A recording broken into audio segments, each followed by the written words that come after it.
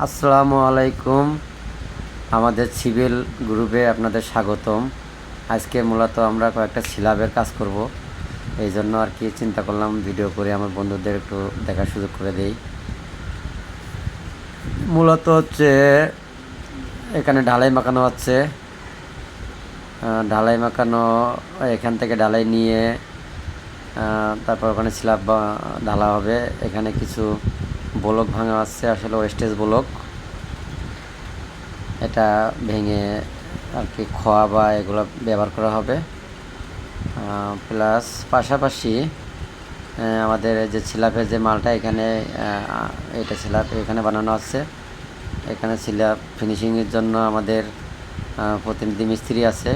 আসলে উনি সাডার মিস্ত্রি, তবে অনেক দক্ষতা, উনি মোটামুটি সবই কম বেশি পারে, যার কারণে উনি ফিনিশিংয়ের কাজের জন্য ব্যস্ত।